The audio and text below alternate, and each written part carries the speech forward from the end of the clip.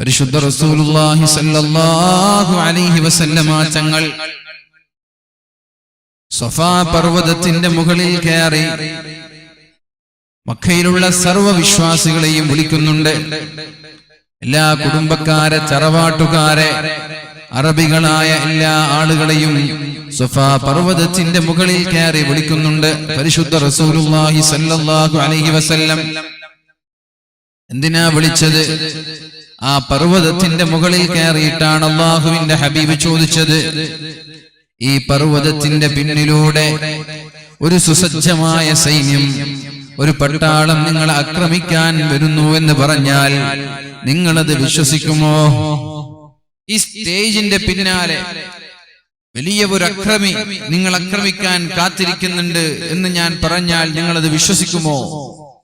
അപ്പോഴാണ് ഒരുമിച്ച് കൂടിയ സർവ്വ ആളുകളും അല്ലാഹുവിന്റെ ഹബീബിനോട് പറഞ്ഞത്, ബലാ യാ മുഹമ്മദ്, മുഹമ്മദേ, ഞങ്ങളെങ്ങനെ വിശ്വസിക്കാതിരിക്കും, ഞങ്ങളെങ്ങനെ വിശ്വസിക്കാതിരിക്കും മുഹമ്മദേ. ജീവിതത്തിൽ ഇന്നേ വരെ ഒരു നുണ പറഞ്ഞിട്ടില്ലാത്ത, കളവ് പറഞ്ഞിട്ടില്ലാത്ത, ചതിയില്ലാത്ത, വഞ്ചനയില്ലാത്ത താങ്കൾ പറയുന്നത് എങ്ങനെ ഞങ്ങൾ നിരസിക്കും മുഹമ്മദേ? നബി തങ്ങൾ ആദ്യം ചെയ്തതാണ്, അഥവാ സമുദായം എന്നെ അംഗീകരിക്കുന്നുണ്ടോ ഇല്ലയോ എന്ന് ആദ്യം പരിശോധിച്ചു. ഞാൻ പറയുന്നത് എന്റെ സമുദായം ഉൾക്കൊള്ളുന്നുണ്ടോ, എന്നെ കുറിച്ച് സമുദായത്തിന് എന്തഭിപ്രായമാണ് എന്നാണ് ആദ്യമായി റസൂലുള്ളാഹി സ്വല്ലല്ലാഹു അലൈഹി വസല്ലമ തങ്ങൾ നോക്കിയത്. ആദ്യം അങ്ങനെ പരിശോധിച്ചു. നോക്കുമ്പോ എല്ലാവർക്കും നല്ല അഭിപ്രായമാണ്, ആർക്കും എതിരഭിപ്രായമില്ല. നിങ്ങൾ ഇന്ന് വരെ കളവ് പറഞ്ഞിട്ടില്ല, നിങ്ങൾ ഇന്ന് വരെ ആരെയും പറ്റിച്ചിട്ടില്ല, ആരെയും വഞ്ചിച്ചിട്ടില്ല, ചതിച്ചിട്ടില്ല. അപ്പോഴാണ് അല്ലാഹുവിന്റെ ഹബീബ് സ്വല്ലല്ലാഹു അലൈഹി വസല്ലം പറഞ്ഞത്, ഞാൻ വിശ്വസ്തനാണല്ലോ, അതെ. ഞാൻ ഇന്ന് വരെ നുണ പറഞ്ഞിട്ടില്ലല്ലോ, ഇല്ല. എന്നാൽ വലിയൊരു യാഥാർത്ഥ്യം ഞാൻ നിങ്ങളോട് പറയാൻ പോവുകയാണ്. എന്താണ് ആ യാഥാർത്ഥ്യം? അല്ലാഹുവല്ലാതെ മറ്റൊരു ദൈവമില്ല. ഞാൻ അല്ലാഹുവിന്റെ പ്രവാചകനാണ്. സൃഷ്ടികളെ ആരാധിക്കുന്നതിന് പകരം നിങ്ങൾ സൃഷ്ടാവിനെ ആരാധിക്കണം. മരങ്ങളെ ആരാധിക്കരുത്, മരത്തെ സൃഷ്ടിച്ച അല്ലാഹുവിനെ ആരാധിക്കണം. കല്ലുകളെ സൃഷ്ടിക്കരുത്, കല്ലുകളെ സൃഷ്ടിച്ച അല്ലാഹുവിനെ ആരാധിക്കണം. ബിംബങ്ങളെക്കാളും നല്ലത് ബിംബങ്ങളെ ഉണ്ടാക്കിയ, കുത്തുപണി ചെയ്ത ആ കൊല്ലനല്ലേ ബിംബങ്ങളെക്കാളും ഉഷാറ്.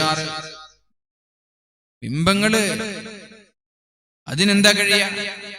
മണ്ണ് കുഴച്ച് അത് ഉണ്ടാക്കുന്ന എഞ്ചിനീയേഴ്സ്, അതിന്റെ മുഹന്ദിസ്, അതുണ്ടാക്കുന്ന നിർമ്മാതാക്കൾ, അവർക്കല്ലേ കഴിവ്. ഈ ബിംബത്തിന് എന്ത് കഴിവാണ്? ഈ ബിംബത്തെക്കാളും കഴിവുള്ളവർ ബിംബത്തെ ഉണ്ടാക്കിയവരാണ്. അപ്പൊ ഇതിനെയെല്ലാം ഉണ്ടാക്കിയവനായ അല്ലാഹുവിനെ നിങ്ങൾ ആരാധിക്കണം. ഇത് കേൾക്കുമ്പോൾ പ്രവാചകർ സല്ലല്ലാഹു അലൈഹി വസല്ലമ തങ്ങളുടെ പിതൃവ്യനായ അബൂലഹബാണ് ആദ്യമായി പ്രതികരിക്കുന്നത്. ഏകദേശം എല്ലാവരും അംഗീകരിച്ചു എന്ന മട്ടിലെത്തി, അഥവാ നിഷേധിക്കാൻ കഴിയില്ല. കാരണം നിങ്ങൾ എന്നോട് പറയാണ്, നിങ്ങൾ പറഞ്ഞത് ഞങ്ങൾ വിശ്വസിക്കും, കാരണം നിങ്ങൾ ഇന്ന് വരെ ഒരു കളവ് പറഞ്ഞിട്ടില്ല. എല്ലാവരും പറഞ്ഞു ഏകസ്വരത്തിൽ. എന്നിട്ട് ഞാൻ നിങ്ങളോട് ഒരു കാര്യം പറഞ്ഞപ്പോ ഞങ്ങൾ വിശ്വസിക്കൂല എന്ന് പറയുന്നത് വിഡ്ഢിത്തരല്ലേ, അത് മോശമല്ലേ? കാരണം ഞാൻ ഇന്ന് വരെ നുണ പറഞ്ഞിട്ടില്ല എന്ന് നിങ്ങൾ എല്ലാവരും അംഗീകരിച്ചാണ്. ഞാൻ പറയാൻ പോകുന്നതൊക്കെ സത്യമായിരിക്കുമെന്ന് നിങ്ങൾ എല്ലാവരും ഉറപ്പിച്ചു പറഞ്ഞാൽ, എന്നിട്ട് ഞാനൊരു കാര്യം പറയുമ്പോൾ നിഷേധിക്കാന്ന് പറഞ്ഞ ഉളുപ്പില്ലാത്ത പണിയല്ലേ. അപ്പൊ നബി തങ്ങളത് പറഞ്ഞപ്പോ എല്ലാവരും ഉൾക്കൊണ്ടു എന്ന് തോന്നിയപ്പോ ഉടനെ തന്നെ റസൂലുള്ളാഹി സ്വല്ലല്ലാഹു അലൈഹി വസല്ലമ തങ്ങളുടെ പിതൃവ്യനായ അബൂലഹബ്, തബ്ബൻ ലക യാ മുഹമ്മദ്, മുഹമ്മദേ നീ നശിച്ചു പോവട്ടെ മുഹമ്മദേ. അലിഹാദാ ജമഅതനാ, ഇതിനു വേണ്ടിയാണോ നീ ഞങ്ങളെ ഇവിടെ ഒരുമിച്ച് കൂട്ടിയത്? ഇതിനു വേണ്ടിയാണോ ഞങ്ങളെ ഇവിടെ ഒരുമിച്ച് കൂട്ടിയത്? നീ നശിച്ചു പോവട്ടെ എന്ന് അല്ലാഹുവിന്റെ ഹബീബിന്റെ മുഖം നോക്കി അബൂലഹബ് പറയുകയുണ്ടായി. ആ അബൂലഹബിനെ കുറിച്ചാണ് അല്ലാഹു തആല പരിശുദ്ധമായ ഖുർആനിൽ ആയത്തിറക്കിയത്. തബ്ബത് യദാ അബീ ലഹബിൻ വതബ്ബ്, മാ അഗ്നാ അൻഹു മാലുഹു വമാ കസബ് സയസ്ലാ നാറൻ ദാത ലഹബ്. അബൂലഹബ് നശിച്ചിരിക്കുന്നുണ്ട്, അബൂലഹബിന്റെ ഭാര്യയും നശിച്ചിട്ടുണ്ട്. രണ്ടുപേരും നാളെ നരകത്തിൽ പ്രവേശിക്കുക തന്നെ ചെയ്യുമെന്ന് പറഞ്ഞത്. അബൂലഹബും നശിക്കും, അബൂലഹബിന്റെ ഭാര്യ നാളെ രണ്ടുപേരും ആളിക്കത്തുന്ന നരകാഗ്നിയിൽ പ്രവേശിക്കുക തന്നെ ചെയ്യുമെന്ന് അല്ലാഹു റബ്ബ് സുബ്ഹാനഹു വ തആല ആയത്തിറക്കിയപ്പോൾ അബൂലഹബിനും അബൂലഹബിന്റെ ഭാര്യയ്ക്കും ഇത് സഹിക്കാൻ കഴിഞ്ഞില്ല. ആക്ഷേപങ്ങളും ആരോപണങ്ങളും നിരന്തരമായി റസൂലുള്ളാഹി സ്വല്ലല്ലാഹു അലൈഹി വസല്ലമ തങ്ങൾക്കെതിരെ കഴിവിന്റെ പരമാവധി ആരോപണങ്ങൾ ഉണ്ടാക്കാൻ ശ്രമിച്ചു. അല്ലാഹുവിന്റെ ഹബീബിനെ തകർക്കാൻ ശ്രമിച്ചു.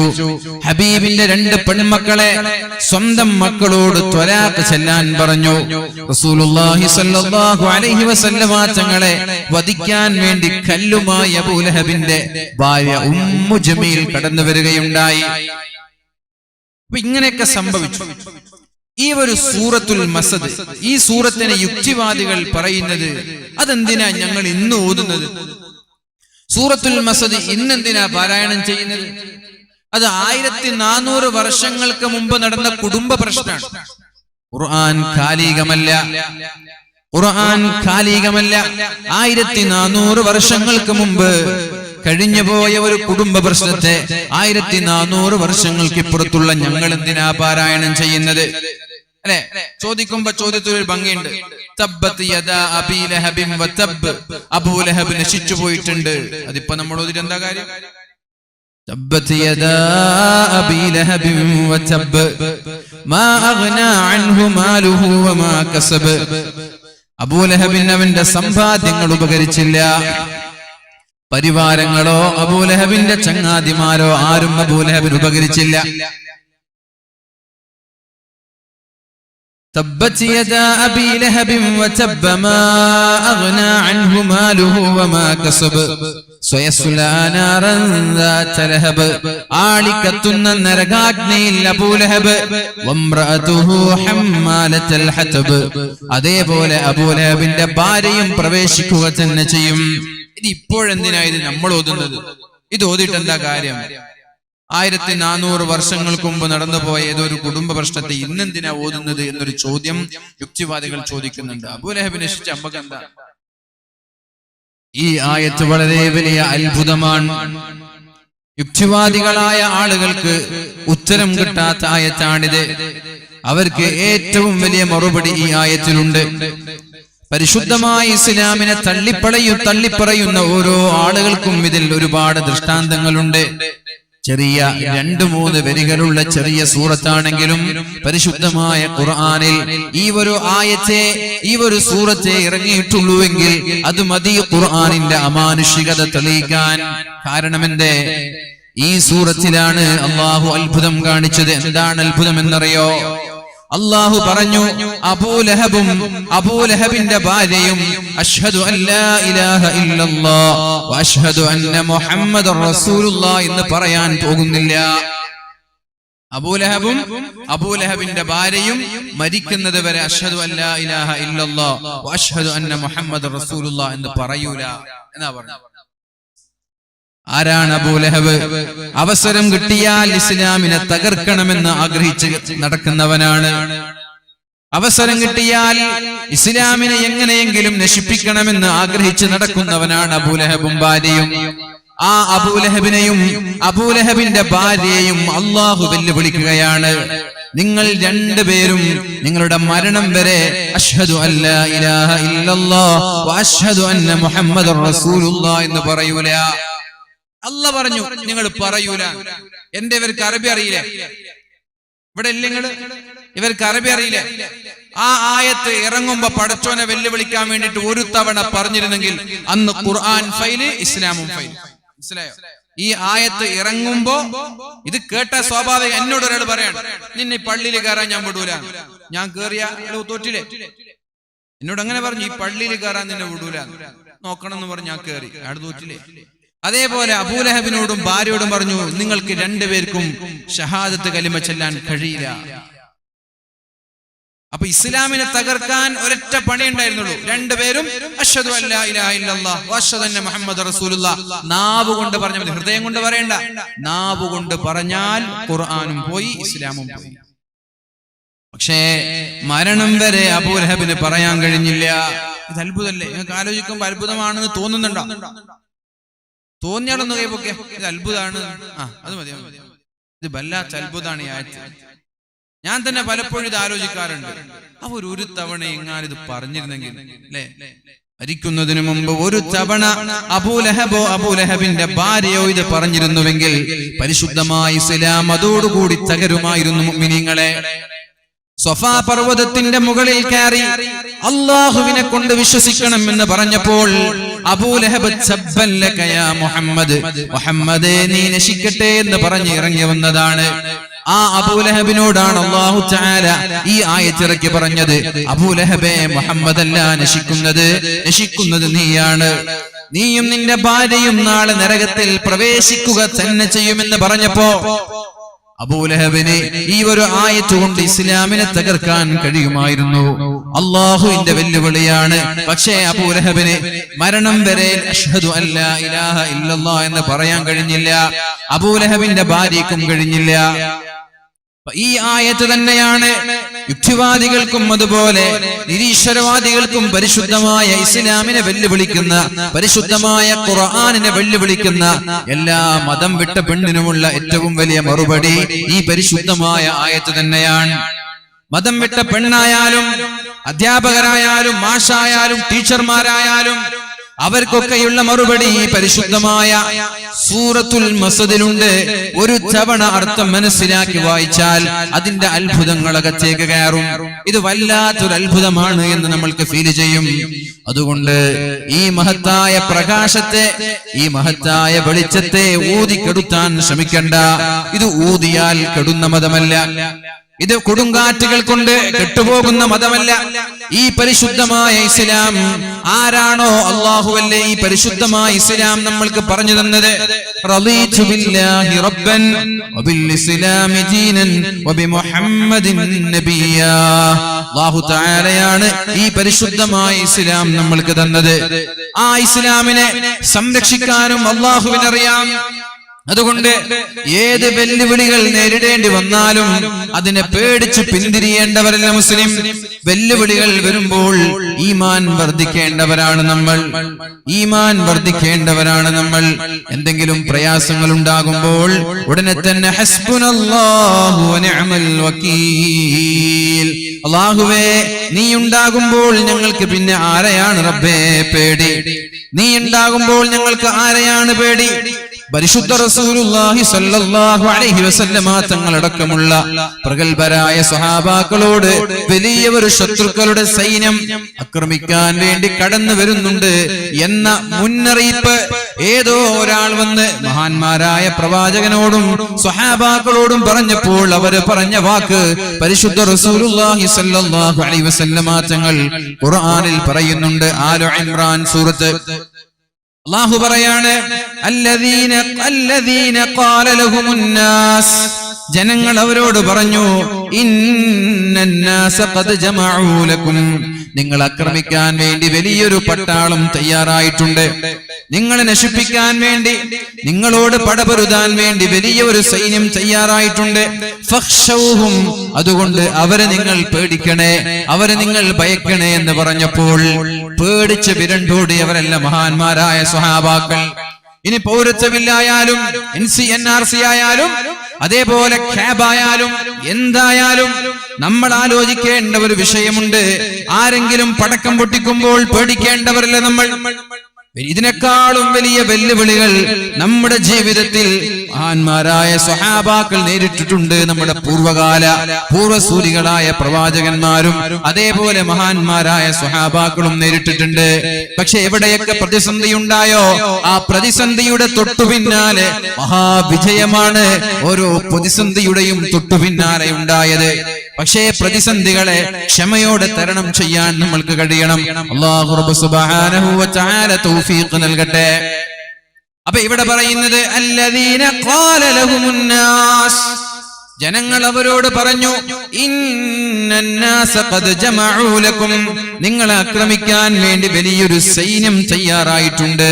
ഫഖ്ശൗഹും, അതുകൊണ്ട് നിങ്ങൾ അവരെ പേടിക്കണമെന്ന് പറഞ്ഞപ്പോൾ ഫസാദഹും ഈമാനാ, അവർക്ക് ഈമാൻ വർദ്ധിക്കുകയാണ് ചെയ്തത്. പേടിക്കുകയല്ല ചെയ്തത്. അല്ലോ ഇനി എന്താ ചെയ്യാ? ഇന്ത്യയിൽ നിന്ന് പുറത്താകുമോ? അല്ല. കോൺസെൻട്രേഷൻ ക്യാമ്പുകളിൽ അഭയം പ്രാപിക്കേണ്ടി വരുമോ എന്നല്ല, പേടിച്ച് വിറക്കുകയല്ല വേണ്ടത്.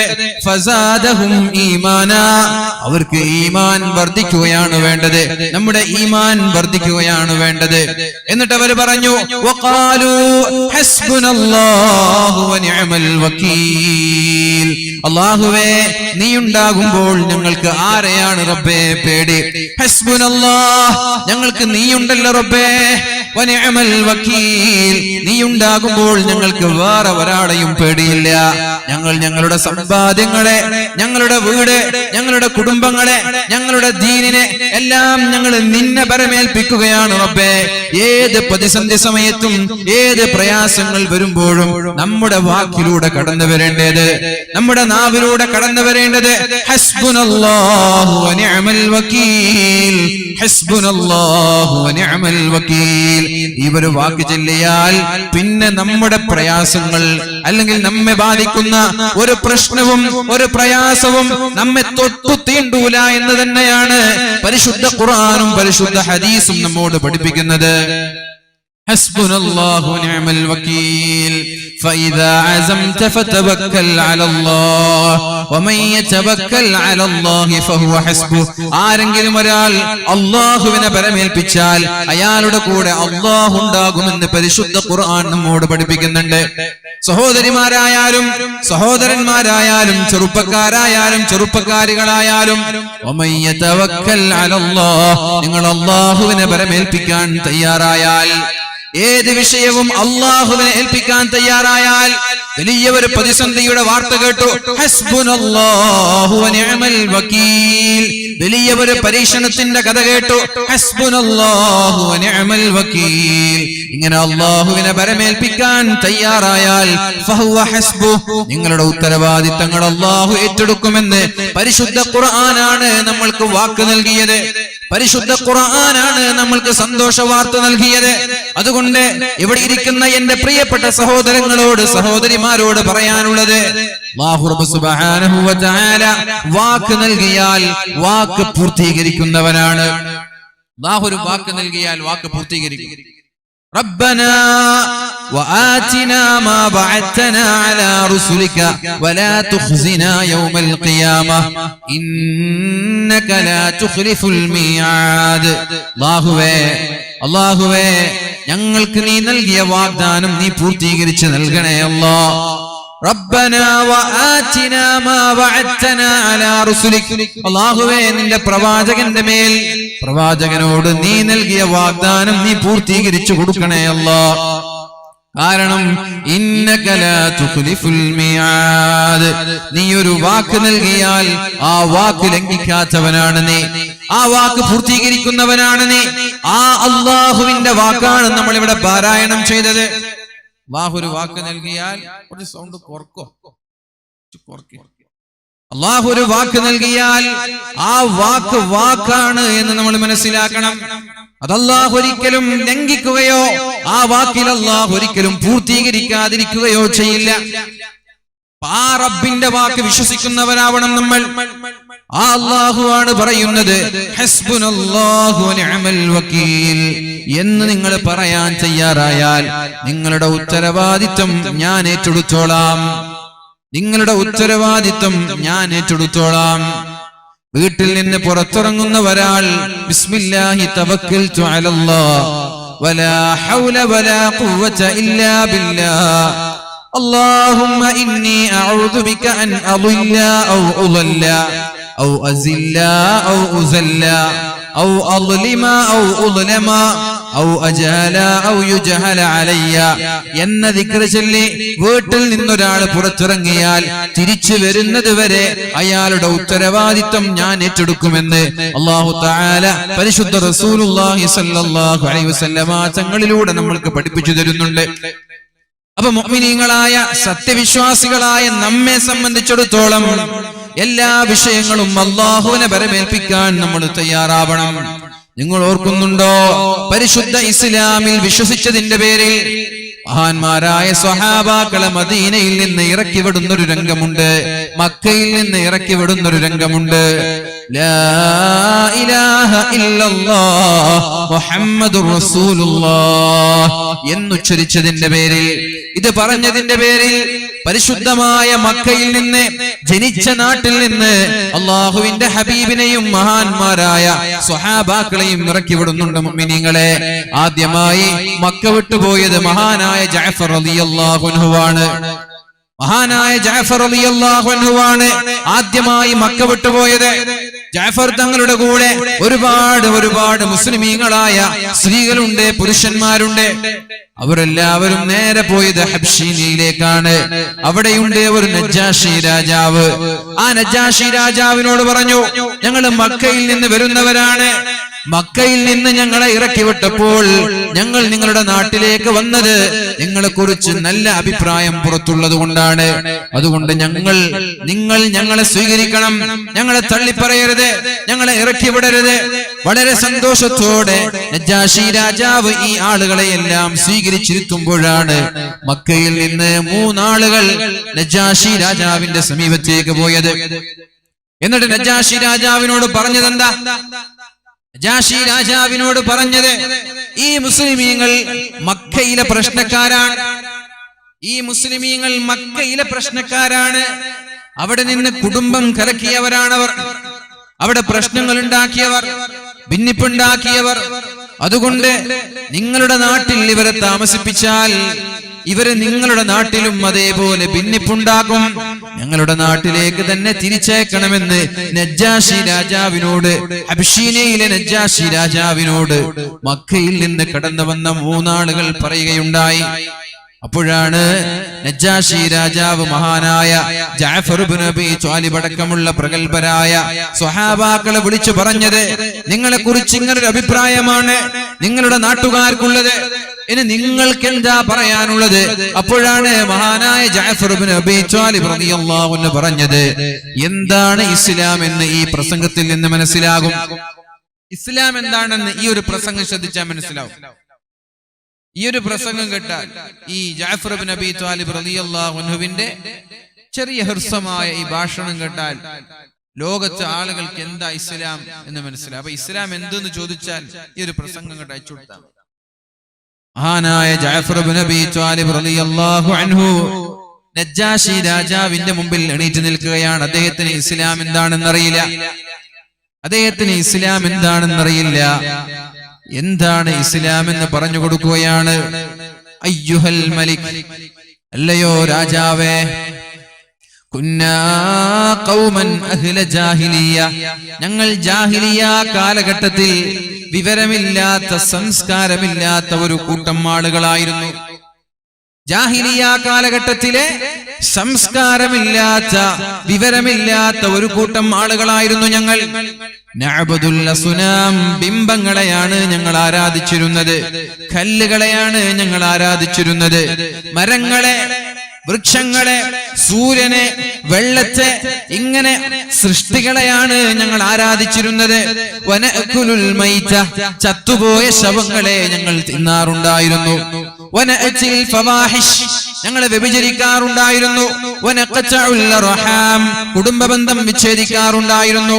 വനസീഉൽ ജീറാൻ, അയൽവാസികളോട് മോശമായി പെരുമാറാറുണ്ടായിരുന്നു. വയഅകുലു മിന്നൽ ഖവിയ്യു വയഅകുലുൽ ഖവിയ്യു മിന്നൽ ളഈഫ്, ആരോഗ്യവാന്മാർ, ആരോഗ്യ ദൃഢഗാത്രന്മാരായ ആളുകൾ ദുർബലരായ, ബലഹീനരായ, ഫഖീറായ ആളുകളുടെ സമ്പാദ്യം പിടിച്ചുപറ്റി തിന്നാറുണ്ടായിരുന്നു.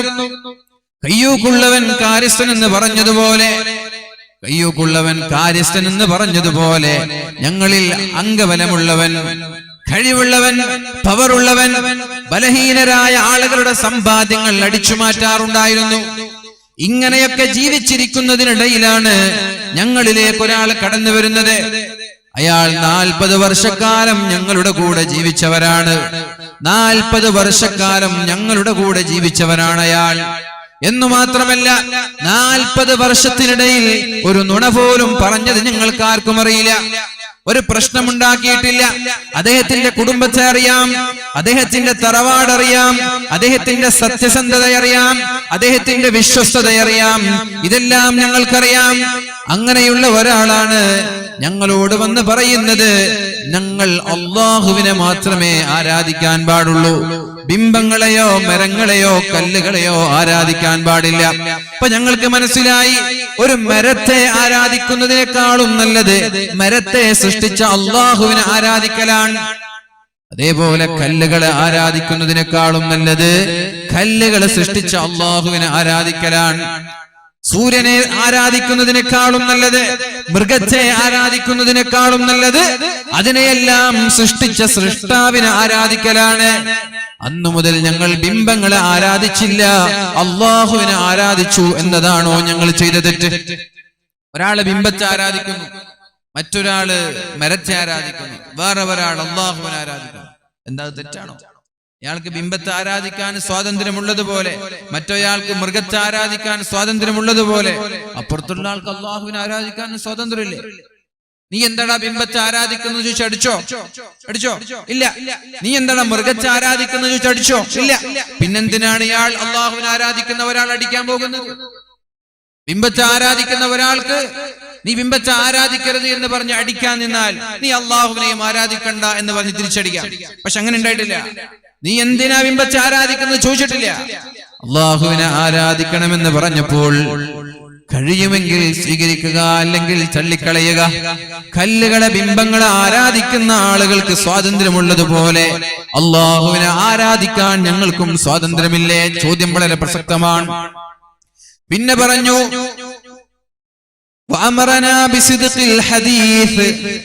ഞങ്ങളോട് കള്ളം പറയരുത് എന്ന് പറഞ്ഞു. കള്ളം പറയരുത്, സത്യമേ പറയാൻ പാടുള്ളൂ.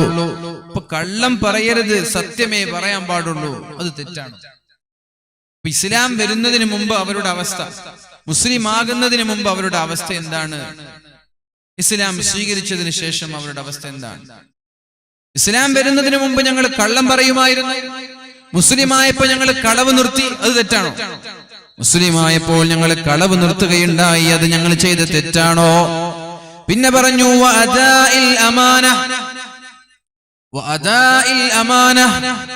വിശ്വസ്തത കാത്തു സൂക്ഷിക്കണമെന്ന് പറഞ്ഞു. വിശ്വസ്തത കാത്തു സൂക്ഷിക്കണം. വിശ്വസിച്ച ഒരാൾ ഒരു കാര്യം ഏൽപ്പിച്ചാൽ അവിടെ വഞ്ചന നടത്താൻ പാടില്ല, അവിടെ ചതി നടത്താൻ പാടില്ല.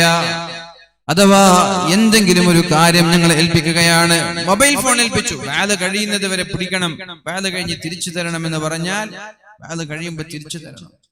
ഏതെങ്കിലും ഒരു സ്ഥാപനങ്ങളോ ഷോപ്പിംഗ് കോംപ്ലക്സുകളോ നമ്മുടെ ബിൽഡിങ്ങുകളോ നമ്മെ ഏൽപ്പിക്കുകയാണ്, വിശ്വസിച്ചുകൊണ്ട് ഏൽപ്പിക്കുകയാണ്. ഇതാ നീ പിടിച്ചോ, ഞാൻ ഗൾഫിൽ പോയി വരുമ്പോ തന്നാ മതി. കാറ് ചങ്ങാതി ഏൽപ്പിച്ചു, തിരിച്ചു വരുമ്പോ തരണം. തിരിച്ചു വരുമ്പോ അതേപോലെ കൊടുക്കണം. എങ്ങനെയാണോ തന്നത് അതേപോലെ കൊടുക്കണം. അവിടെ പൊട്ടിച്ച് ആക്സിഡന്റ് ഉണ്ടാക്കി, അപകടങ്ങൾ ഉണ്ടാക്കി, ക്യാമറ അടിച്ച് ഫൈൻ ഉണ്ടാക്കി തിരിച്ചു കൊടുക്കുന്നത് വിശ്വാസ വഞ്ചനയാണ്. നിങ്ങൾ സത്യസന്ധത വേണം, അതോടൊപ്പം വിശ്വസ്തത വേണം, വിശ്വാസ വഞ്ചന നടത്തരുത് എന്ന് പറഞ്ഞു. അപ്പൊ വിശ്വാസ വഞ്ചന നടത്തുന്ന ആളായിരുന്നു ഞങ്ങൾ. മുസ്ലിം ആയതിനു ശേഷം വിശ്വാസ വഞ്ചന നിർത്തി, അത് ഞങ്ങൾ ചെയ്ത തെറ്റാണോ? അടുത്ത ചോദ്യം വന്നു, വസിലത്തുർ റഹീം. വസിലത്തുർ റഹീം, കുടുംബബന്ധം ഞങ്ങൾ ചേർക്കാറുണ്ടായിരുന്നു. കുടുംബബന്ധം ഞങ്ങൾ ചേർക്കാറുണ്ടായിരുന്നു. ആ കുടുംബബന്ധം ചേർക്കാൻ ഞങ്ങളോട് പറഞ്ഞത് ഇസ്ലാമാണ്. നേരത്തെ ഞങ്ങൾ കുടുംബക്കാരെ പരിഗണിക്കുമായിരുന്നില്ല. ഞങ്ങൾ യുദ്ധം ചെയ്യാറുണ്ടായിരുന്നു. സ്വന്തം ജ്യേഷ്ഠനോട് യുദ്ധം ചെയ്യും, സ്വന്തം അനുജനോട് യുദ്ധം ചെയ്യും, കുടുംബങ്ങളോട് യുദ്ധം ചെയ്യും. പിന്നെ പരിശുദ്ധ റസൂലുള്ളാഹി സ്വല്ലല്ലാഹു അലൈഹി വസല്ലമ തങ്ങൾ കടന്നു വന്നിട്ട് ഞങ്ങളോട് പറഞ്ഞു കുടുംബബന്ധം ചേർക്കണമെന്ന്. കുടുംബക്കാരോട് പിണങ്ങി നിൽക്കുന്ന ആളുകൾക്ക് അല്ലാഹു സ്വർഗം നൽകൂല എന്ന്. കുടുംബക്കാരോട് തെറ്റി നിൽക്കുന്ന ആളുകൾക്ക് അല്ലാഹു സ്വർഗം നൽകൂല എന്ന്. പിണങ്ങി നിന്നാൽ അവന്റെ ഒരു ഇബാദത്തും അല്ലാഹു സ്വീകരിക്കൂല. അങ്ങനല്ലേ യാഥാർത്ഥ്യം? തെറ്റി നിൽക്കുന്നവന്റെ ഇബാദത്ത് അല്ലാഹുവിന് വേണോ?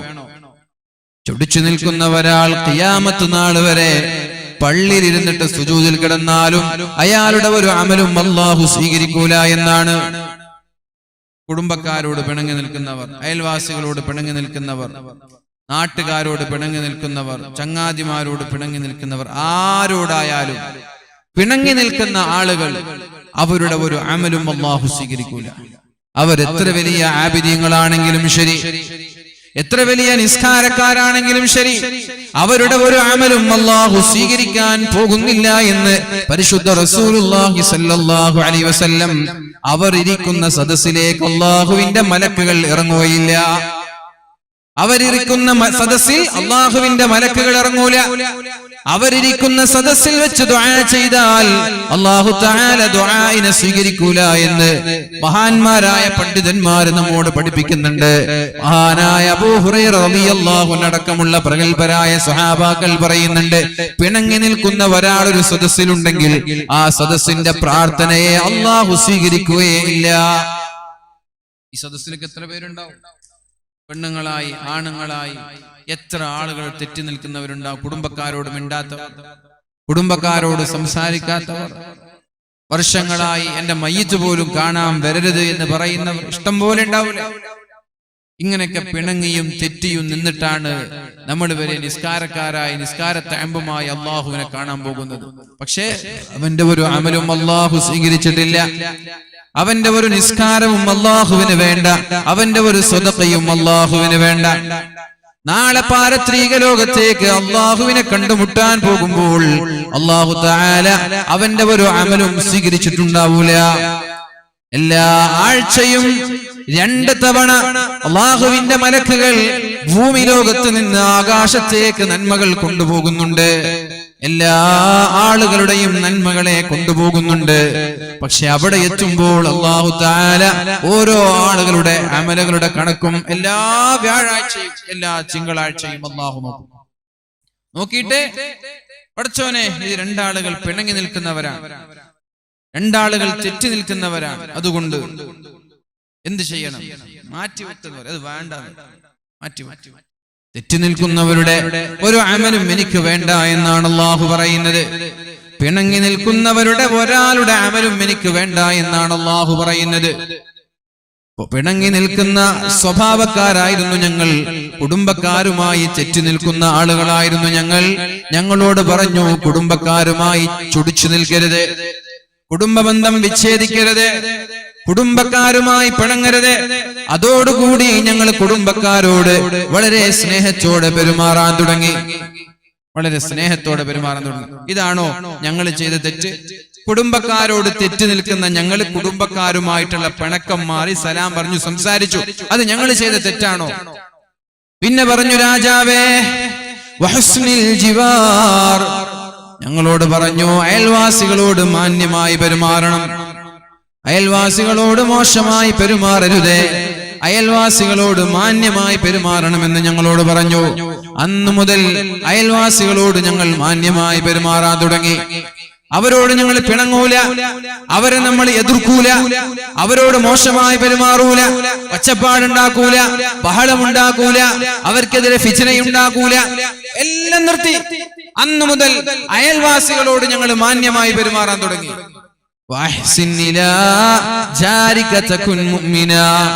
അയൽവാസികളോട് മാന്യമായി പെരുമാറിയാലേ നിങ്ങൾ യഥാർത്ഥ മുഅ്മിനാവുള്ളൂ എന്ന് അല്ലാഹുവിന്റെ ഹബീബ് പഠിപ്പിച്ചപ്പോ അയൽവാസികളെ ബഹുമാനിക്കാൻ തുടങ്ങി.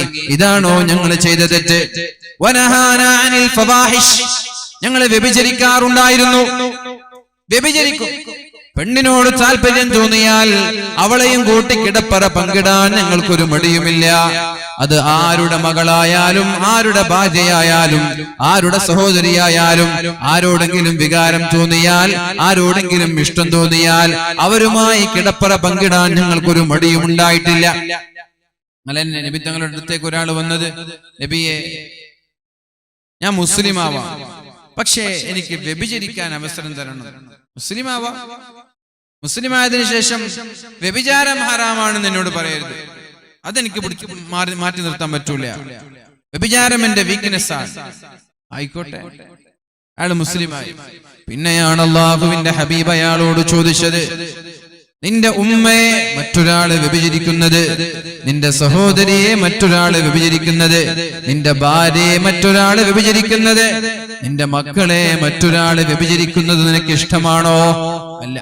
എന്നാൽ നീ വ്യഭിചരിക്കുന്നത് ഒന്നുകിൽ മറ്റൊരാളുടെ ഉമ്മ, അല്ലെങ്കിൽ സഹോദരി, അല്ലെങ്കിൽ മക്കൾ, അല്ലെങ്കിൽ ഭാര്യ. അവർക്കും അത് ഇഷ്ടമല്ലല്ലോ, അപ്പൊ ഒഴിവാക്കുക. ഇത് കേട്ടപ്പോ പടച്ചോനെ ഇങ്ങനെയൊക്കെയുണ്ടോ, ഇങ്ങനെയൊക്കെയുണ്ടോ, എന്നാ എനിക്കത് ഇനി വേണ്ട, ഞാൻ നിർത്തി.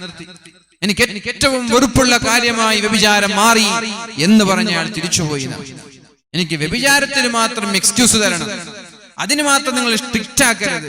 ബാക്കിയൊക്കെ ഓക്കെ, നിസ്കരിക്കാം, ഖുർആൻ ഓതാം, സകാത്ത് കൊടുക്കാം, നോമ്പ് നോക്കാം, പലിശ തിന്നൂല, പക്ഷെ ഈ വിഷയം നിങ്ങൾ അങ്ങനെ സ്ട്രിക്റ്റ് ആക്കാൻ പാടില്ല. ആയിക്കോട്ടെ. പക്ഷെ ഇത് പറഞ്ഞപ്പോഴേക്കും അയാളിൽ അത്ഭുതകരമായ മാറ്റങ്ങൾ ഉണ്ടായി. ഇതാണോ രാജാവേ, വ്യഭിചാരം ഞങ്ങൾ നിർത്തി, ഞങ്ങളുടെ ഭാര്യ ഹലാലായ ഭാര്യയല്ലാതെ വേറെ ഒരു ഹറാമായ ഇടപാടും ഞങ്ങൾക്കുണ്ടായില്ല, ഞങ്ങൾ നിർത്തിവെച്ചു. ഇതാണോ ഞങ്ങൾ ചെയ്ത തെറ്റ്? വാഖ്ലുമാലിൽ യതീം, യതീമക്കളുടെ സമ്പാദ്യം ഞങ്ങൾ തിന്നാറുണ്ടായിരുന്നു. അനാഥരായ ആളുകൾ പിതാവ് മരിച്ചുപോയാൽ അവരെ പരിഗണിക്കാതെ അവരുടെ സമ്പാദ്യം ഞങ്ങൾ കട്ടെടുക്കാറുണ്ടായിരുന്നു. ഞങ്ങളത് നിർത്തി. ഇതെല്ലാം ഞങ്ങൾ നിർത്തി. ഇതാണ് ഞങ്ങളിലുണ്ടായ മാറ്റം. നിങ്ങൾ പറയണം രാജാവേ, ഇത് ഞങ്ങൾ ചെയ്ത തെറ്റാണോ? ഇതിന്റെ പേരിലാണ് മക്കയിൽ നിന്ന് ഹബശീനയിലേക്ക് ഞങ്ങളെ ആട്ടിയോടിച്ചത്. എന്നിട്ട് ഞങ്ങളെ വധിക്കാനുള്ള താല്പര്യത്തോടെ, പീഡിപ്പിക്കാനുള്ള താല്പര്യത്തോടെ തിരിച്ചു ചോദിക്കുകയാണ്. അപ്പോഴാണ് നജാഷി രാജാവ് പറഞ്ഞത്, ഞാനുള്ള കാലത്തോളം നിങ്ങൾക്കിടെ സ്വതന്ത്രമായി ജീവിക്കാം, ഞാനുള്ള കാലത്തോളം നിങ്ങൾക്കൊരു പേടിയും പേടിക്കണ്ട, ഞങ്ങളുടെ ഭാഗത്ത് തെറ്റില്ല. എന്നാൽ ഇത് തന്നെയാണ് മുസ്ലിം, ഇത് തന്നെയാണ് ഇസ്ലാം. ഈ ഇസ്ലാമിനെയാണ് ലോകത്തിന് നമ്മൾ കാഴ്ചവെക്കേണ്ടത്. ഈ ഇസ്ലാമിനെയാണ് ലോകത്തിന് നമ്മൾ കാണിച്ചു കൊടുക്കേണ്ടത്. ഇസ്ലാമിന്റെ ലോകത്തിന്റെ ദാഹം ഇങ്ങനെ ഒരു മുസ്ലിമിനെ കാണാനാണ്. അപ്പൊ അങ്ങനെ ഒരു മുസ്ലിമായി നമ്മൾ മാറിയാൽ ഒരാളും നമ്മൾക്കെതിരെ തിരിയൂല. മുഅ്മിനീങ്ങളെ, അല്ലാഹു റബ്ബ് സുബ്ഹാനഹു വ തആല ഇസ്സത്തും പ്രതാപവും തിരിച്ചു നൽകട്ടെ. അപ്പൊ ഞാൻ പറഞ്ഞു വരുന്നത്, ഇസ്ലാം എന്ന് പറഞ്ഞാൽ ഇതിനാണ്. ആർക്കെങ്കിലും ഇസ്ലാമിനെ കുറിച്ച് തെറ്റായ ധാരണകൾ ഉണ്ടെങ്കിൽ, ഇസ്ലാമോ ഫോബിയ മൂലം ലോകത്തെ അല്ലാഹുവിന്റെ റസൂൽ സല്ലല്ലാഹു അലൈഹി വസല്ലം ഹിറാ ഗുഹയിൽ ഇരിക്കാൻ തുടങ്ങിയ അന്ന് തുടങ്ങിയതാണ് ഇസ്ലാമോഫോബിയ. എന്തുകൊണ്ട്? വ്യഭിചാരികളായ ആളുകൾക്ക് സ്വതന്ത്രമായി വ്യഭിചരിക്കാൻ കഴിയില്ല, കള്ളപ്പലിശക്കാർക്ക് പലിശയുടെ ഇടപാട് നടത്താൻ കഴിയില്ല, കള്ളുകുടിയന്മാരായ ആളുകൾക്ക് കള്ളു കുടിക്കാൻ കഴിയില്ല. ഇങ്ങനെ ഓരോ തെറ്റായ കാര്യങ്ങളെയും മുഖം നോക്കി പറയാനും തെറ്റ് തിരുത്താനും പരിശുദ്ധ ഇസ്ലാം പഠിപ്പിച്ചത് കാരണത്താൽ ആളുകൾക്ക് ഇസ്ലാമിനോട് വെറുപ്പ് തോന്നി. ലോകത്തും മതമുണ്ടാവരുത് എന്ന ചിന്തയാണ്. ഇങ്ങനെ ഓരോന്നായി മതമില്ലാതെ എന്ത് വേണോ, എന്ത് ആഗ്രഹിക്കുന്നുവോ അത് ചെയ്ത് ജീവിക്കണമെന്നുള്ള താല്പര്യം. ആദ്യം തകർക്കേണ്ടത് ഇസ്ലാമിനെയാണ്. ഇസ്ലാം തകർന്നാൽ മറ്റുള്ള മതങ്ങളെല്ലാം ഒന്നിന് പിറകെ ഒന്നായി നശിച്ചോളും എന്ന് ഇവിടെയുള്ള എല്ലാ യുക്തിവാദികൾക്കും അറിയാം. അപ്പൊ ഈ മഹത്തായ ഇസ്ലാമിനെ ജനങ്ങളുടെ മുമ്പിൽ ഭീമാകാരമായ വർഗീയതയുടെ തീവ്രവാദത്തിന്റെ പട്ടമേൽപ്പിച്ച് ഇതിനെ നശിപ്പിക്കാനുള്ള ശ്രമങ്ങൾ നടന്നുകൊണ്ടിരിക്കുകയാണ്. പക്ഷെ അവരോടാണ് പറയുന്നത്, കർബല എന്ന് പറയുന്നത് ഹുസൈൻ റളിയല്ലാഹു അൻഹുവിന്റെ മരണമാണെങ്കിലും, മഹാനായ ഹുസൈൻ റളിയല്ലാഹു അൻഹുവിന്റെ ഷഹാദത്താണെങ്കിലും അത് പതനം യസീദിന്റെ പതനമാണ്. ഖത്ലേ ഹുസൈൻ അസ്ലിമേ മർഹേ യസീദ് ഹേ, ഇസ്ലാം സിന്ദ ഹോതാ ഹേ ഹർ കർബലാ കെ ബാദ്.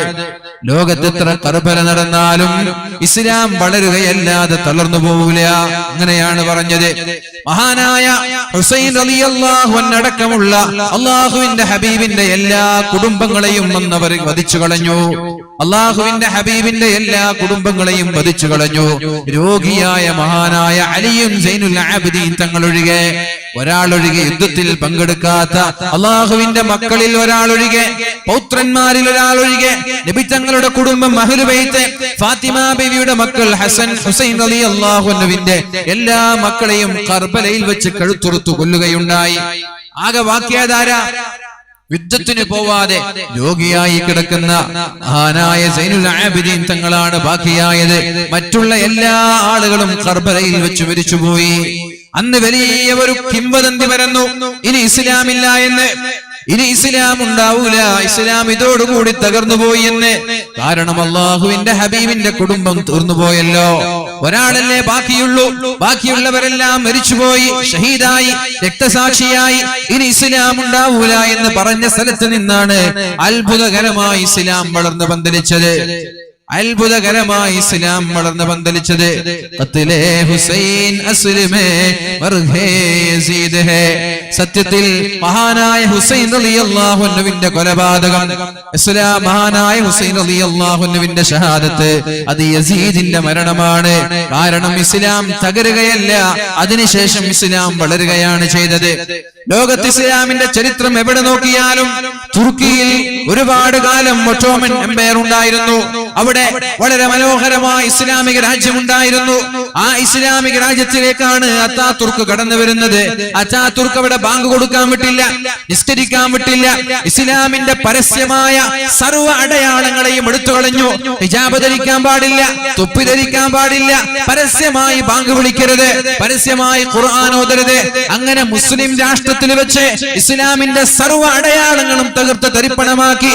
ആ അത്താതുർക്കിന്റെ തുർക്കിയാണ്, ആ അത്താതുർക്കിന്റെ തുർക്കിയാണ് ഇന്ന് പരിശുദ്ധമായ റബീഉൽ അവ്വൽ 12-ാം ദിവസം ലൈലത്തുൽ ഖദറിന്റെ രാത്രി പോലെ, ലൈലത്തുൽ ഖദറിന്റെ രാത്രി പോലെ ഉറങ്ങാതെ പരിശുദ്ധമായ ഖുർആൻ ഓതി സ്വലാത്ത് ചൊല്ലി ലൈലത്തുൽ ഖദറിന്റെ രാത്രി പോലെ അല്ലാഹുവിന്റെ ഹബീബ് ജനിച്ച ആ ദിവസത്തെ ബഹുമാനിക്കുന്നുണ്ട് തുർക്കി. തുർക്കിയിലുള്ള സർവ്വ പള്ളികളിലും സുന്നത്ത് ജമാഅത്തിന്റെ ആശയങ്ങൾ, തുർക്കിയിലുള്ള സർവ്വ പള്ളികളിലും റബീഉൽ അവ്വൽ 12-ന്റെ രാത്രിയായാൽ അവർക്ക് ഉറക്കില്ല. എന്റെ കൂടെ എന്റെ ഒരു സുഹൃത്ത്, ഹുദവിയായ സുഹൃത്ത് തുർക്കിയിൽ പഠിച്ചുകൊണ്ടിരുന്നു. അതേപോലെ എന്റെ ഒരു അനുജനും ഉണ്ടായിരുന്നു തുർക്കിയിൽ. ഈ റബീഉൽ അവ്വലിന്റെ രാത്രിയിൽ ഒരു ഖത്തം ഖുർആൻ ഓതി തീർത്ത ആളുകൾ വരെയുണ്ട്. 12-ാം രാത്രിയിൽ ഉറങ്ങാതെ പരിശുദ്ധമായ ഖുർആൻ ഓതി അള്ളാഹുവിന്റെ ഹബീബിനോടുള്ള ഇഷ്ടം കാരണത്താൽ. അപ്പൊ എവിടെയാണോ ഇസ്ലാമിന്റെ അടയാളത്തെ മായ്ച്ചു കളയാൻ ആളുകൾ ശ്രമിക്കുന്നത്, അവിടെ ഇസ്ലാം വളരുകയല്ലാതെ തളരുമെന്ന് ആരും വിചാരിക്കണ്ട, ആരും വിശ്വസിക്കണ്ട. പക്ഷേ അല്ലാഹുവിന്റെ ഹബീബായ റസൂലുള്ളാഹി സ്വല്ലല്ലാഹു അലൈഹി വസല്ലമ തങ്ങൾ വ്യക്തമായി ചില നിർദ്ദേശങ്ങൾ നമ്മൾക്ക് നൽകിയിട്ടുണ്ട്. വെറുതെ അങ്ങ് വിജയിക്കുമെന്ന്, വെറുതെ അങ്ങ് പിടിച്ചു നിൽക്കാൻ സാധിക്കുമെന്ന് നിങ്ങൾ ആരും വിചാരിക്കണ്ട. റസൂലുള്ളാഹി സ്വല്ലല്ലാഹു അലൈഹി വസല്ലമ തങ്ങളുടെ സമീപത്തേക്ക് മഹാനായ ഖബ്ബാബ് റളിയല്ലാഹു അൻഹു കടന്നു വരുന്നുണ്ട്. മഹാനായ ഖബ്ബാബ് റളിയല്ലാഹു അൻഹു കടന്നു വരുന്നുണ്ട്. യാ റസൂലല്ലാഹ്, നിങ്ങൾക്ക് അല്ലാഹുവിനോട് ദുആ ചെയ്തുകൂടെ നബിയേ? മത്താ തദഉല്ലാഹ ലനാ വമത്താ തസ്തൻസിറു ലനാ. നബിയേ, നിങ്ങൾക്ക് അല്ലാഹുവിനോട് ദുആ ചെയ്തുകൂടെ നബിയേ? അല്ലാഹുവിനോട് സഹായം ചോദിച്ചുകൂടെ നബിയേ? എത്ര കാലമായി പ്രയാസങ്ങൾ അനുഭവിക്കാൻ തുടങ്ങിയിട്ട്? മുസ്ലിമായതിന്റെ പേരിലാണ് കത്തിച്ചൊലിച്ചുകൊണ്ടിരിക്കുന്ന അടുപ്പിലേക്ക് വസ്ത്രം ഇല്ലാതെ വിവസ്ത്രനായി ശരീരമാസകലം വസ്ത്രങ്ങളെല്ലാം ഊരിയെടുത്തിട്ട് നഗ്നനായി അടുപ്പിൽ കിടത്തിയത്. വളരെ നീളത്തിലൊരു അടുപ്പുണ്ടാക്കി, വളരെ നീളത്തിലൊരു അടുപ്പുണ്ടാക്കി. ആ അടുപ്പ് ഖബ്ബാബ് റളിയല്ലാഹു അൻഹുവിന്റെ ശരീരത്തിന്റെ പിന്നിലുള്ള മാംസത്തിന്റെ തണുപ്പ് കൊണ്ടിട്ടാണ്. ആ ഖബ്ബാബ് റളിയല്ലാഹു അൻഹുവിന്റെ പുറംഭാഗം നിറയെ വെളുത്ത് വെള്ളപ്പാണ്ട് പോലെ തീയിന്റെ അടയാളങ്ങളായിരുന്നു. എന്തു തെറ്റ് ചെയ്തതിന്റെ പേരിലാണ്? ഒരു തെറ്റും ചെയ്തിട്ടില്ല. എന്താ തെറ്റ്? ലാ ഇലാഹ ഇല്ലല്ലാഹ് മുഹമ്മദുർ റസൂലുള്ളാഹ്, അല്ലാഹു അല്ലാതെ മറ്റൊരു ഇലാഹില്ല, ഞാൻ അല്ലാഹുവിന്റെ പ്രവാചകനാണ് എന്ന് പറഞ്ഞതിന്റെ പേരിൽ ജീവനോടെ തീയിലേക്ക് വലിച്ചെറിഞ്ഞു മഹാനായ ഖബ്ബാബ് തങ്ങളെ. ആ ഖബ്ബാബ് തങ്ങളാണ് അല്ലാഹുവിന്റെ ഹബീബിനോട് ചോദിച്ചത്, അലാ തദഉല്ലാഹ ലനാ, അല്ലാഹുവിനോട് ഞങ്ങൾക്ക് വേണ്ടി ദുആ ചെയ്തുകൂടെ? എത്ര കാലമായി കഷ്ടം അനുഭവിക്കുന്നത്? എത്ര കാലമാണ് നബിയെ ഈ പ്രയാസം സഹിക്കുന്നത്? അതുകൊണ്ടൊന്ന് അല്ലാഹുവിനോട് ദുആ ചെയ്യണം, അല്ലാഹുവിനോട് പ്രാർത്ഥിക്കണം നബിയെ, ഈ ശത്രുക്കളുടെ ശർറിൽ നിന്ന്, ശത്രുക്കളുടെ പ്രയാസങ്ങളിൽ നിന്ന് രക്ഷപ്പെടാൻ. അപ്പോഴാണ് റസൂലുള്ളാഹി സ്വല്ലല്ലാഹു അലൈഹി വസല്ലമ തങ്ങൾ പരിശുദ്ധമായ സൂറത്തുൽ ബഖറയുടെ ഒരു ആയത്ത് ഓതി കൊടുക്കുന്നത്. ഖബ്ബാബേ, എന്താ നീ വിചാരിച്ചത്? വെറുതെ അങ്ങ് സ്വർഗ്ഗം കിട്ടുമെന്ന് വിചാരിച്ചോ ഖബ്ബാബ്? أم حسبتم أن تدخلوا الجنة ولما ولما يأتكم مثل الذين خلوا من قبلكم مستهم البأساء والضراء وزلزلوا حتى يقول الرسول والذين آمنوا معه متى نصر الله ألا إن نصر الله قريب. മഹാനായ ഖബ്ബാബ് തങ്ങളോട് അല്ലാഹുവിന്റെ ഹബീബ് പറയുകയാണ്, അം ഹസിബതും തദ്ഖുലുൽ ജന്ന, വെറുതെ അങ്ങ് സ്വർഗ്ഗത്തിൽ കടക്കാമെന്ന് വിചാരിച്ചോ ഖബ്ബാബ്? സ്വർഗ്ഗത്തിലേക്ക് വളരെ എളുപ്പത്തിൽ കടക്കാമെന്ന് കടക്കാമെന്ന് പ്രതീക്ഷിച്ചോ ഖബ്ബാബ്? അം ഹസിബതും തദ്ഖുലുൽ ജന്ന വലമ്മാ യഅതികും മസലുൽ ലദീന ഖലൂ മിൻ ഖബ്ലികും, നിങ്ങൾക്ക് മുമ്പ് കഴിഞ്ഞുപോയ ആളുകൾ അനുഭവിച്ചതുപോലെ പീഡനങ്ങൾ അനുഭവിക്കാതെ, അവരനുഭവിച്ച പ്രയാസങ്ങൾ നേരിടാതെ, ദുരിതങ്ങളും പീഡനങ്ങളും പ്രാരാബ്ദങ്ങളും ഏൽക്കാതെ, വെല്ലുവിളികൾ ഏൽക്കാതെ വെറുതെ അങ്ങ് സ്വർഗ്ഗത്തിലേക്ക് കടക്കാൻ പറ്റുമെന്ന് വിചാരിച്ചോ ഖബ്ബാബേ എന്ന് അല്ലാഹുവിന്റെ ഹബീബായ റസൂലുള്ളാഹി സ്വല്ലല്ലാഹു അലൈഹി വസല്ലമ തങ്ങൾ മഹാനായ ഖബ്ബാബ് റളിയല്ലാഹു അൻഹുവിനോട് ചോദിക്കുകയാണ്, നിനക്കങ്ങനെ തോന്നുന്നുണ്ടോ ഖബ്ബാബേ? എന്നിട്ട് പറഞ്ഞു, മസ്സതുഹുമുൽ ബഅസാ والضراء وزلزلوا حتى يقول الرسول والذين آمنوا معه متى نصر الله. ഖബ്ബാബേ, നിന്റെ മുമ്പ് കഴിഞ്ഞുപോയ പ്രവാചകന്മാർ അവരുടെ കാലുകൾ വിറച്ചിട്ടുണ്ട്, അവരുടെ സമുദായത്തിന്റെ കാലുകൾ കിടുകിടാ വിറച്ചിട്ടുണ്ട്. വസുൽസിലു ഹത്താ യഖൂല الرسول والذين آمنوا معه متى نصر الله. എപ്പോഴാണ് റബ്ബേ അല്ലാഹുവിന്റെ സഹായം കിട്ടുന്നത്? മതാ നസ്റുല്ലാഹ്, എപ്പോഴാണ് റബ്ബേ അല്ലാഹുവിന്റെ സഹായം കിട്ടുന്നത് എന്നിങ്ങനെ പേടിച്ച് വിറച്ചുകൊണ്ട് കഴിഞ്ഞ കാലങ്ങളിലെ പ്രവാചകന്മാരും അതേപോലെ മഹാന്മാരായ അവരുടെ അനുയായികളും അല്ലാഹുവിനോട് ദുആ ചെയ്തിട്ടുണ്ട്. ഖബ്ബാബേ, നമ്മളൊക്കെ അനുഭവിച്ചത് ചെറിയ ചെറിയ കാര്യങ്ങൾ. ആരോടായത് പറയുന്നത്? ആരോടായത് പറയുന്നത്? ജീവനോടെ പച്ചയ്ക്ക് തീയിലേക്ക് വലിച്ചെറിഞ്ഞ് പുറംഭാഗം മുഴുവനും വെള്ളപ്പാണ്ട് പോലെ വെളുത്തു കിടക്കുന്ന ഖബ്ബാബിനോടാ പറയുന്നത്. പട്ടിണിയാണ്, മക്കയിൽ നിന്ന് നിരന്തരമായി പീഡനമേറ്റപ്പോഴാണ് മദീനയിലേക്ക് യാത്ര പോയത്. എന്നാൽ മദീനയിലും ആശ്വാസമില്ല. മദീനയിൽ പോയപ്പോൾ, മദീനയിൽ എത്തിയപ്പോൾ അവിടെയും പ്രയാസം തന്നെയാണ്. ആ സമയത്താണ് ദുആ ചെയ്യാൻ പറഞ്ഞത്. എന്നിട്ട് റസൂലുള്ളാഹി സ്വല്ലല്ലാഹു അലൈഹി വസല്ലമ തങ്ങൾ ചോദിക്കുന്നുണ്ട്, ഖബ്ബാബേ, മുമ്പ് കഴിഞ്ഞു പോയ സമുദായങ്ങൾ അനുഭവിച്ച പ്രയാസങ്ങൾ എന്തൊക്കെയാണെന്നറിയുമോ ഖബ്ബാബേ? അവര് തെറ്റ് ചെയ്തിട്ടില്ല, ലാ ഇലാഹ ഇല്ലല്ലാഹ് എന്ന് പറഞ്ഞതിന്റെ പേരിൽ ഇരുമ്പിന്റെ കൂർത്ത മുനകളുള്ള ചീർപ്പുകൾ കൊണ്ടുവന്നിട്ട്, ഇരുമ്പിന്റെ മൂർച്ചയുള്ള കൂർത്ത മുനകളുള്ള ചീർപ്പുകൾ കൊണ്ടുവന്നിട്ട് ഒരാളെ തല വാർന്നെടുക്കുന്നത് പോലെ മാംസങ്ങൾ വാർന്നെടുത്തിട്ടുണ്ട് ഖബ്ബാബേ. ഒരാളെങ്ങനെ നിർത്തിയിട്ട് നല്ല മൂർച്ചയുള്ള ചീർപ്പ് കൊണ്ടുവന്നിട്ട് തല വാർന്നെടുക്കുന്നത് പോലെ മാംസം ഇങ്ങനെ വാർന്നെടുത്തു. എടുത്തിട്ട് എന്താ അവസാനം ബാക്കിയായത്? സ്കെൽട്ടൻ, ആ മനുഷ്യന്റെ അസ്ഥികൂടം മാത്രം. ആലോചിച്ചോക്കെ, ഒരു ഉറുമ്പ് കടിക്കുമ്പോൾ പോലും സഹിക്കാൻ കഴിയാത്ത നമ്മൾ, ഉറുമ്പ് കടിക്കുമ്പോൾ പോലും സഹിക്കാൻ കഴിയാത്ത നമ്മൾ, ചെറിയ ഒരു മുള്ള് കാലിലേക്ക് തറക്കുമ്പോൾ സഹിക്കാൻ കഴിയാത്ത നമ്മൾ, എങ്ങനെയാണ് മുഅ്മിനീങ്ങളെ ഇങ്ങനെ ഒരു പ്രയാസം നമ്മൾ നേരിടുന്നത്? ഇസ്ലാം സ്വീകരിച്ചതിന്റെ പേരിൽ ജീവനോടെ കൊന്നിട്ടല്ല. ഈമാൻ ഒരാൾ മരിച്ചിട്ട് റൂഹ്, ആത്മാവ് വിട്ടുപോയതിന്റെ ശേഷമല്ല, ജീവനോടെ മൂർച്ചയുള്ള ചീർപ്പ് അകത്തേക്ക് കയറ്റി ജീവനോട് ഇങ്ങനെ വാർന്നെടുക്കാണ് മാംസത്തെ. എന്നിട്ട് പോലും അവരാരും ഞങ്ങൾ ഇസ്ലാമിൽ നിന്ന് പിന്മാറുമെന്ന് പറഞ്ഞിട്ടില്ല. ഞങ്ങൾ ആരും മുസ്ലിം അല്ല, ഇനി ഇസ്ലാമിൽ നിന്ന് ഞങ്ങൾ പിന്മാറുമെന്ന് ഒരാളും പറഞ്ഞിട്ടില്ല. അതേപോലെ തന്നെ റസൂലുള്ളാഹി സ്വല്ലല്ലാഹു അലൈഹി വസല്ലമ തങ്ങൾ പറഞ്ഞു, ഇസ്ലാം സ്വീകരിച്ചതിന്റെ പേരിൽ നിങ്ങൾക്ക് മുമ്പ് കഴിഞ്ഞു പോയ ഒരാളെ ഒരു കുഴിയുണ്ടാക്കി, ആ കുഴി പകുതി ഒരു മനുഷ്യന്റെ ഊര വരെ ഒരു മനുഷ്യന്റെ പകുതി വരെ കുഴിയുണ്ടാക്കി ആ കുഴിയിൽ കിടത്തി. എന്നിട്ട് നല്ല മൂർച്ചയുള്ള ഈർച്ചവാള് കൊണ്ടുവന്ന് രണ്ടുപേരപ്പുറത്തു നിന്നും ഇപ്പുറത്തു നിന്നും തലയുടെ മധ്യത്തിൽ വെച്ചിട്ട് മരം ഈർന്നെടുക്കുന്നത് പോലെ, മരത്തെ രണ്ട് കഷ്ണമാക്കുന്നത് പോലെ ഒരു മുസ്ലിമായതിന്റെ പേരിൽ ലാ ഇലാഹ ഇല്ലല്ലാഹ് എന്ന് ചൊല്ലിയതിന്റെ പേരിൽ ഇങ്ങനെ ശരീരത്തെ രണ്ട് കഷ്ണമാക്കി പിളർത്തിയിട്ടുണ്ട്. എന്നിട്ട് പോലും അവരാരും പിന്മാറാൻ തയ്യാറായിട്ടില്ല. അതുകൊണ്ട് ഖബ്ബാബേ, ഇതൊന്നും വലിയ പ്രശ്നമല്ല, ഇതൊന്നും വലിയ പ്രശ്നമല്ല. നാളെ സ്വർഗത്തിൽ കടക്കണ്ടേ ഖബ്ബാബ്? സ്വർഗത്തിലേക്ക് കടക്കാൻ എളുപ്പമല്ല ഖബ്ബാബേ. അം ഹസിബതും മാ തദ്ഖുലുൽ ജന്ന, സ്വർഗത്തിലേക്ക് വെറുതെ അങ്ങ് കടക്കുമെന്ന് പ്രതീക്ഷിച്ചോ ഖബ്ബാബ്?